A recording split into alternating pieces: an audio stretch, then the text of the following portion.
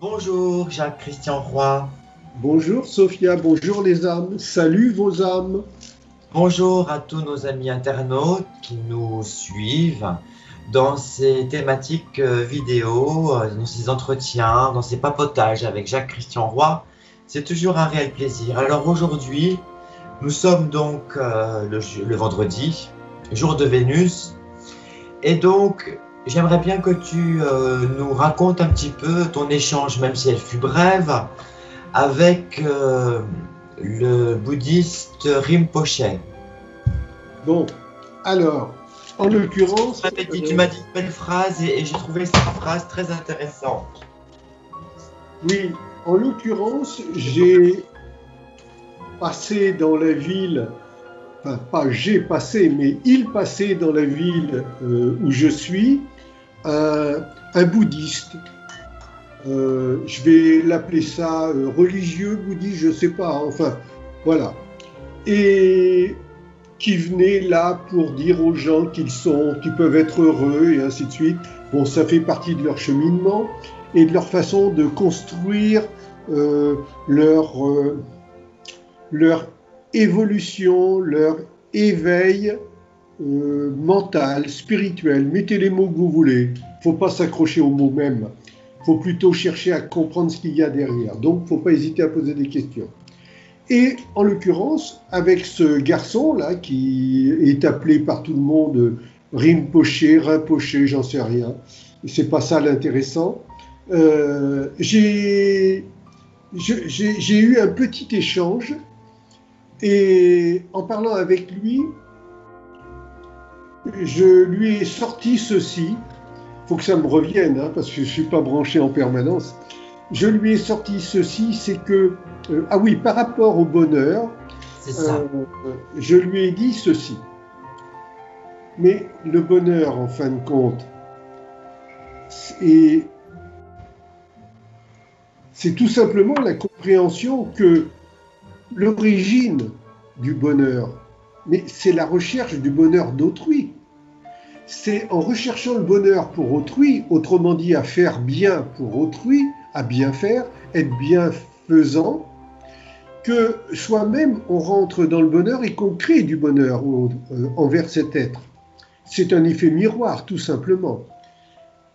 Et je lui ai dit, par contre, le malheur, c'est également un effet miroir, puisque l'origine de tout malheur, c'est la recherche de son propre bonheur. C'est-à-dire, si je recherche mon bonheur, je suis donc dans un acte d'égoïsme. Je pense à moi et je ne serai que insatisfait et toujours que insatisfait.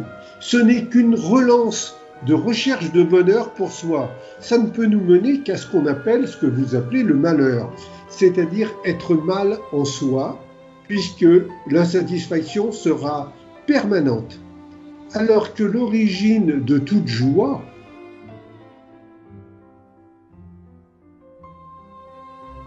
veut dire que si je mettais des qualificatifs, il faut rentrer obligatoirement dans l'attention à autrui, dans la considération à autrui, donc sortir obligatoirement du jugement et de la condamnation. Ce qui veut dire que l'on sort par là même, en sortant du jugement et de la condamnation, on sort de toute polémique. C'est pour ça que vous m'entendez dire les polémiqueurs, non merci, ça n'amène nulle part. Ce sont des êtres qui aiment bien s'entendre, parler eux-mêmes et qui parlent avec d'autres qui adorent s'écouter eux-mêmes. Donc ça ne mène nulle part, c'est une illusion.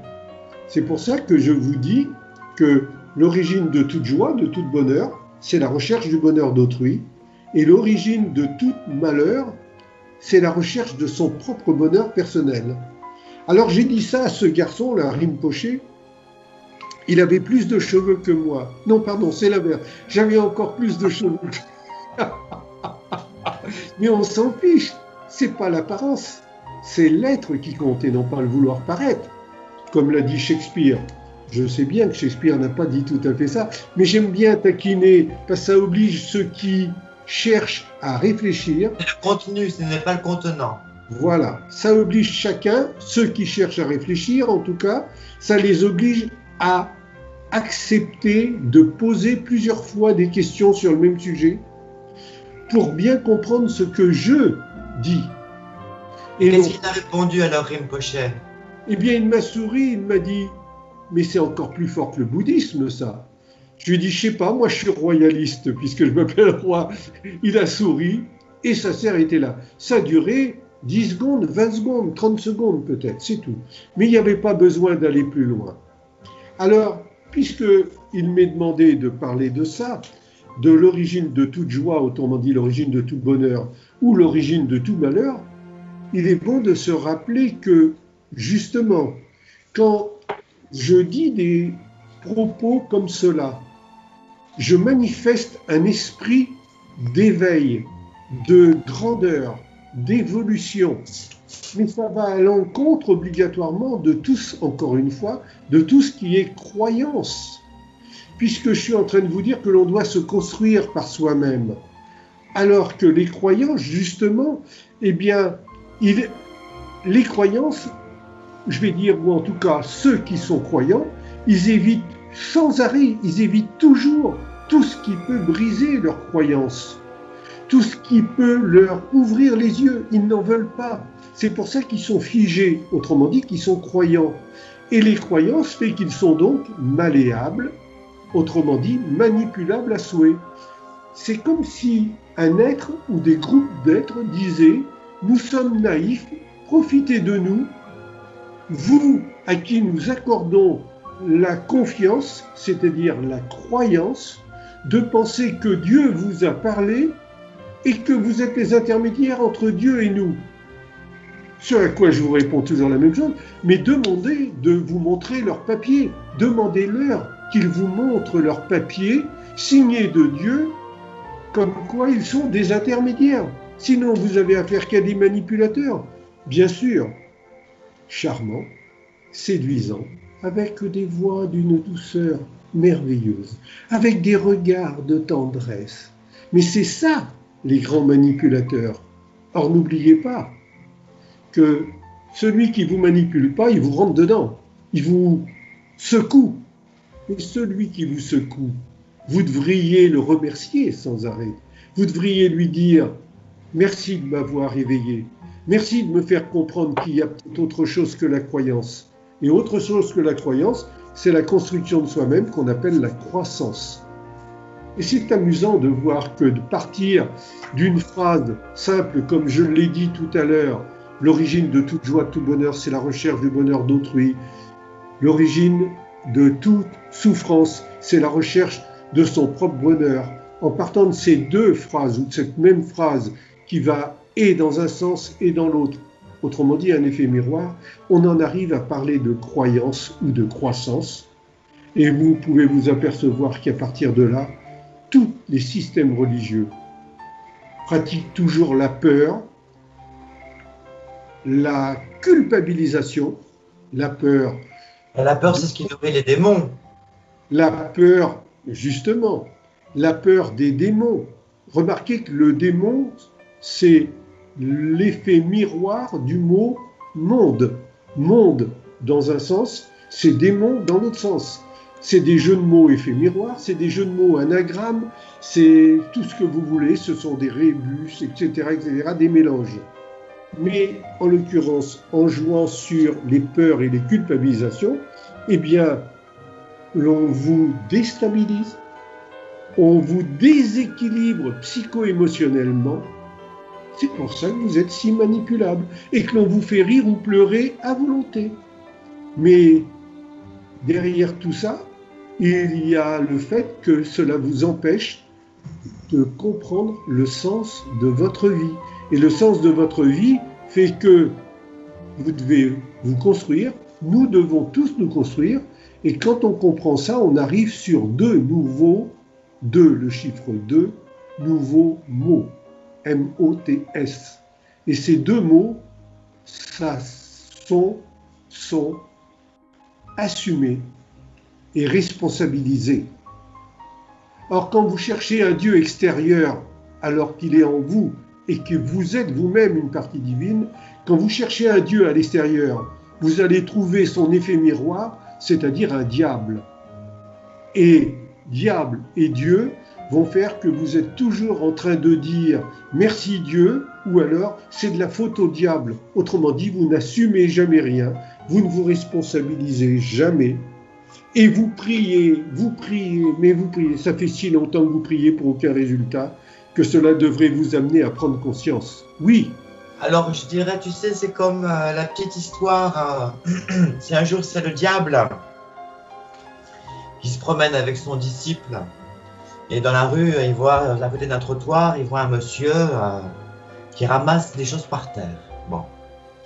Alors l'apprenti dit au diable, mais qu'est-ce qu'il est en train de faire lui? Mais il lui dit, tu vois, il est en train de ramasser des parcelles de vérité. Ah bon, lui dit l'apprenti. Des barquettes de vérité. Des parcelles. Ah, des partiels de vérité. Des parcelles de vérité. Et l'apprenti dit au diable, ça ne doit pas t'arranger parce que s'il ramasse toutes ces parcelles de vérité, il va connaître la connaissance. Et le diable regarde son disciple, il lui dit, oui, mais c'est moi qui organise tout ça. Donc, on ne peut pas aller chercher Dieu sans rencontrer le diable. Et on peut pas, et inversement aussi, parce que Dieu et diable, c'est un peu la même chose, dans le sens où c'est pas parce qu'on va prier tous les jours, qu'on va aller à l'église tous les jours, qu'on va être proche de Dieu. Tout à fait. C'est pas pour ça, comme tu dis, c'est pas parce qu'on va dans des espaces dits religieux que l'on va prier tous les jours, que l'on va rencontrer ce que vous appelez Dieu. Pas du tout. Comme vous ne rencontrerez pas non plus la morale. C'est quoi cette morale qui fait que vous êtes complètement déséquilibré dès que vous apprenez que quelqu'un est décédé, alors que vous devriez être content qu'il en ait fini de souffrir? Ça vous paraît énorme ce que je dis, mais c'est pourtant ça. Vous ne pensez qu'à vous en fin de compte. Qu'est-ce que je vais devenir quand l'autre ne va plus être là? Vous ne pensez pas que l'autre est dans des souffrances. Nous sommes sur Terre pour vivre l'expérience de la matière, donc une expérience obligatoirement qui est une succession de bien-être et de mal-être, autrement dit de bonheur et de souffrance. C'est ça en permanence. Mais ce n'est ni la faute au diable, ni la chance à Dieu. Pourquoi? Parce que Dieu et le diable, ce sont les deux parties qui sont en nous que nous appelons bienfaiteurs ou malfaiteurs. Et nous sommes les deux à la fois. Cependant, il nous faut choisir un maître et non pas deux, le chiffre 2, maître. Et nous devons absolument choisir un maître. Et ce maître s'appelle la lumière. Et la lumière, c'est la vérité. C'est ce qui éclaire. C'est ce qui fait paraître lumineux ce qui nous paraissait ténébreux. Et tout ça, quand vous le comprenez, bien vous allez arriver petit à petit à ce que nous appelons, à ce que vous appelez la foi. Or, la foi, on ne devrait l'avoir qu'en permanence. Comment peut-on être sur un chemin d'évolution d'âme et douter? C'est incompréhensif pour moi. Si je suis sur un chemin d'évolution de mon âme, je ne doute pas. Je sais qu'une chose, c'est que c'est difficile, oui, mais encore une fois, est-ce que vous avez vu une ascension d'esprit, une ascension dite spirituelle, qui est facile? Ça n'existe pas. Or, dès qu'il y a un effort, si vous dites c'est à cause du diable ou c'est une tentation et c'est à cause de la tentation, non, c'est à cause de votre faiblesse. Et vous êtes faible parce que vous êtes sur des fausses valeurs de vie, encore une fois. C'est pour ça que l'histoire de quelqu'un qui disparaît, ce que vous appelez mourir, ce que moi j'appelle être libéré, eh bien ce n'est pas triste. Ça ne doit être qu'une satisfaction de voir que l'autre a fini de souffrir pendant que nous sommes là encore longtemps. Comment pouvez-vous être triste qu'un être ait fini de souffrir? Ça n'a pas de sens. Ah, vous ne comprenez pas ça. Eh bien c'est que vous êtes en bien mauvais état mental. Et tout ce qui est religieux ne peut pas vous nourrir. Parce qu'il faut rentrer en religion pour être nourri. C'est pour ça que je vous dis souvent, L'immensité des religieux sur Terre ne sont pas en religion, sinon ils seraient dans une foi 100% totale et ils ne seraient que des points d'exemplarité, de bon comportement, de joie de vivre, de gaieté. Or moi, si vous m'approchiez, vous seriez obligatoirement dans la joie de vivre, dans la gaieté. Pourquoi? Parce que je vous bousculerai tout le temps en vous refaisant mettre les pieds sur terre et en vous disant quelle chance que vous avez de pouvoir encore évoluer. En partant simplement de ce principe, c'est pas être positif, c'est être intelligent. Eh bien, rien qu'en partant de cette compréhension, vous allez changer vos valeurs de vie, mais ça demande à être expliqué. Mais après tout, Sophia et moi-même, et peut-être d'autres dans le futur assez rapidement, commenceront à pouvoir être la représentation de cette évolution par leur comportement et par l'état de leur esprit. Et il n'y a ni Dieu ni diable là-dedans. Ça n'existe pas. Ce qui existe, c'est la partie divine que nous devons développer en nous. C'est ça le maître. Le maître, c'est la lumière. Et le maître, c'est celui qui a la maîtrise. Pardon, Sophia? C'est notre part du divin qu'il faut aller exploiter. Pour l'instant, c'est comme si nous étions un bout de charbon, un bout de carbone. Et pour devenir un éclat de diamant, eh bien, ça doit passer par toute une succession de tailles et de transformations. Il faut rallumer cette partie divine qui est en nous et qui nous attend. Et rallumer, c'est éduquer. C'est une éducation qui vous manque, une éducation dans une marche, dans une conquête religieuse. Et je dis bien conquête et non pas comme je vois de temps en temps où j'entends dire le guerrier de la paix. Mais rien que dans le mot guerrier, il y a le mot guerre, on ne doit pas être dans la guerre, on ne doit pas être dans le combat, on doit être dans la conquête, être dans la quête.